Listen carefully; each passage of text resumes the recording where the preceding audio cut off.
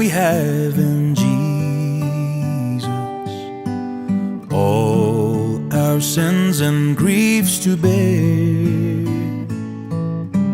What a privilege to carry everything to God in prayer. Oh, what peace we often forfeit. Oh, what needless pain we bear. All because we do not care.